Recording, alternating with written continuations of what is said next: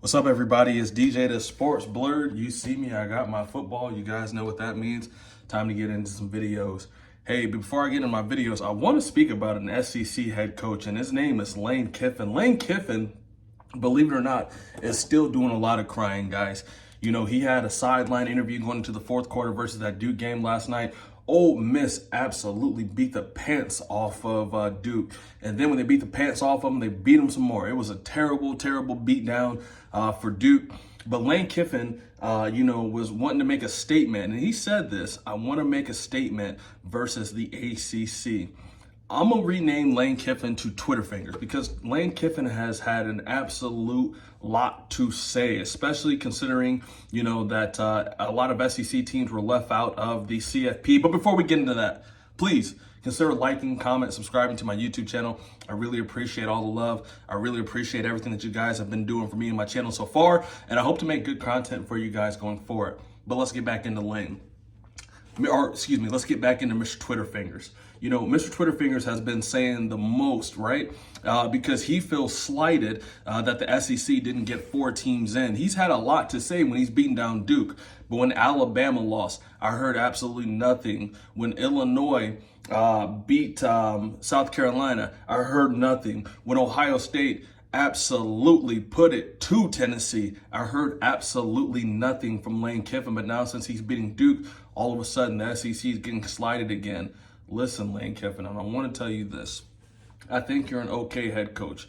I feel like you're riding off the coattails of your father. I think he was a great defensive coach, and I think that you're an okay coach. But what we can't do is lie to the people and have them believe that the SEC was better than they really were. The SEC had a down year. You cannot dispute that. There's only one SEC team left in the CFP, and they're not even a traditional SEC team, and that's Texas. The SEC has played the Big Ten 5 bowl games this year, guys. 5 bowl games this year, Mr. Twitter Fingers, and they've only been able to win 1 out of the 5. That's 20%.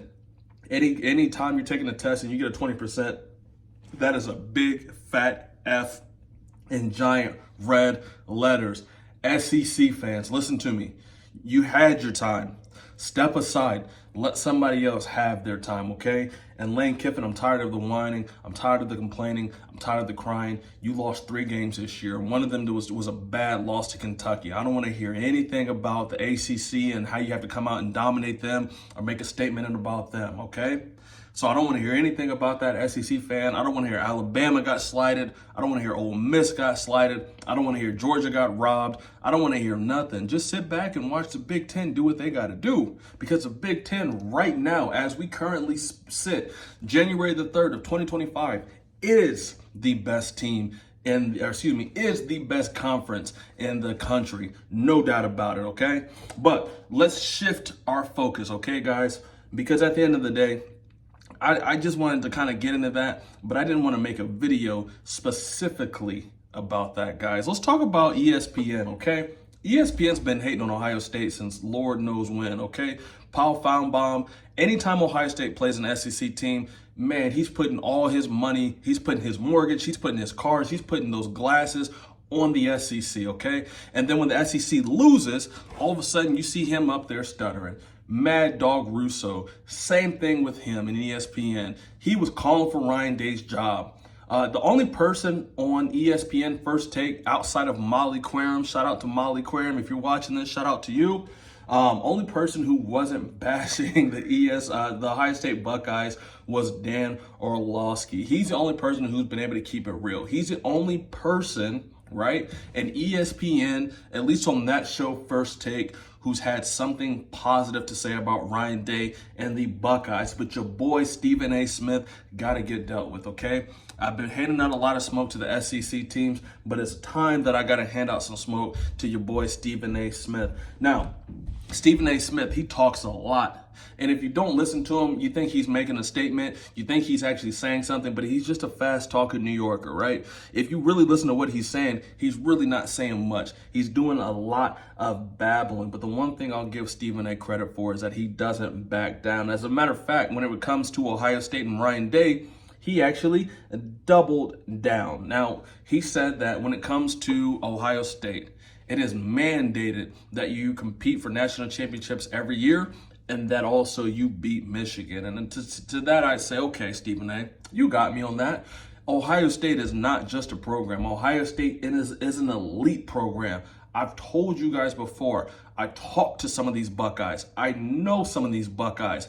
I know what these guys are capable of. And I know that you got guys coming from California. You got guys coming from Georgia, Florida, Texas to come play football at the Ohio State. And once you have those guys coming from those type of places to play at this university, it's only because the program itself is elite. The expectation is up here.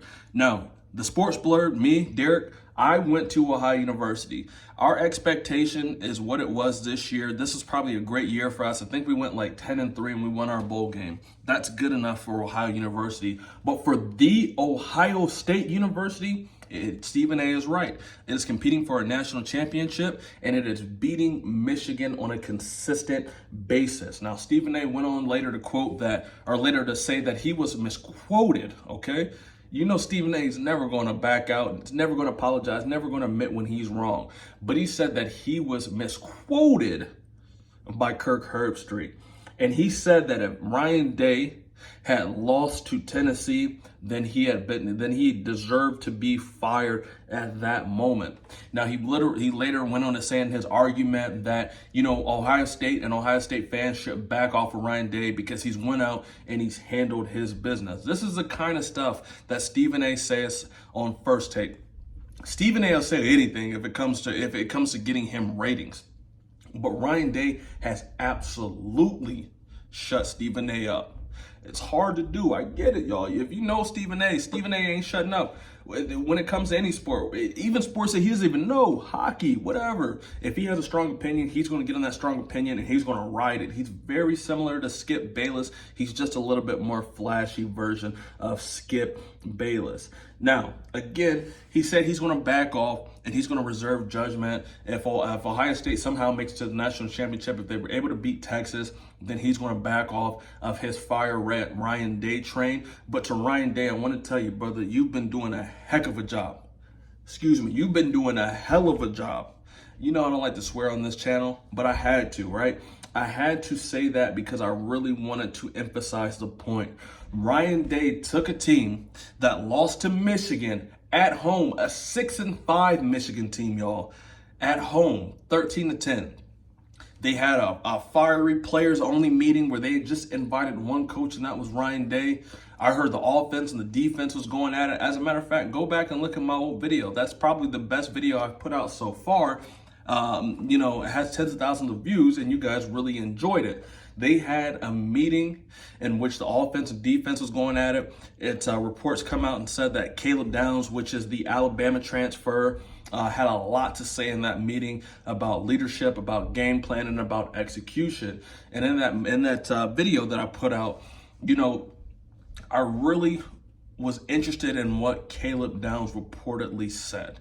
Because don't forget, Caleb Downs is a transfer from Alabama. And he's a transfer from Alabama last year, meaning he played under Nick Saban. Caleb Downs knows what success, knows what preparation, knows what a game plan is supposed to look like. So when reports came out that he had a lot to say, I was very interested because you have a guy who was coached under Alabama's great Nick Saban coming over to Ohio State to be coached under a guy who, let's be honest, is a little unproven right now. Now, Ryan Day can make all his wrongs right by winning this national championship. I'm telling you, I live in Columbus, Ohio. If Ryan Day is able to beat is able to beat Texas and then go on to beat the winner of the Notre Dame-Penn State game, all the wrongs are going to be right. Ryan Day, this is what we asked for. The $20 million roster that we heard all summer about. This is what we wanted to see. And Ryan Day, I got to give you kudos, brother. Not only did you shut Stephen A. Smith up, which is very hard to do, you've also put the team in a position to win a national championship. The Buckeyes are clicking at all cylinders right now. And for all you fans I want to hate, especially you Alabama fans, the one thing I want to say to you is take note. Because I'm telling you, it's going to be glorious. I cannot wait. Now, I don't think the Buckeyes are going to get a parade. I would love to be there. If they have a parade, I'm there. If they don't have a parade, unfortunately, I'm not going to be there. But Ryan Day, please, you're doing a hell of a job shutting Stephen A. Smith up, shutting ESPN up, kicking ass and taking names. Again, I apologize for my vulgarity on here. I apologize for cussing, but I need to emphasize a point of how good a job that Ryan Day is doing. And if right now you're still hating on Ryan Day, that's a you problem. I know that Ryan Day has not done himself any favors in terms of, losing to Michigan, not winning the big games when needed. But right now he has a big opportunity, and I'm going to get behind him. I'm going to support this team. I'm going to support the coaching staff, and hopefully they can lead us to a national championship, because it's been too long, y'all. It's been since 2014 that Ohio State has won a national championship. Hopefully we can beat Michigan. It's been since 2019 since we beat Michigan, and it's been since 2020 since we won a Big Ten championship. If Ohio State wins the national championship, mark my words, guys, all the big players in the portal we've already been getting them anyways, but all the ones that are still hanging on, we're going to get all those big-time recruits who haven't made their mind up. They're coming to Ohio State, and Ohio State is laying down the foundation right now for a potential 10-year run that's going to be unprecedented, where we can get maybe 3 to 4 championships out of it, because the SEC, they're done. Them guys are done. They're dead. The only thing we got to worry about is our own conference right now. We got to worry about Oregon. We got to worry about Illinois. We got to worry about Penn State. We got to worry about Michigan. We don't have to worry about anybody who plays football down south right now. We are the South. We are the North. We are the East. We are the West. And them boys on the Ohio State sideline, when they were beating the heck out of Oregon, we're talking all types of cash. We are the West Coast boys is what I heard them saying. I heard our 5-star recruit, Devin Sanchez, even talking good. That payback, that get back is an MF. Devin Sanchez, I 100% agree with you. That get back is definitely an MF.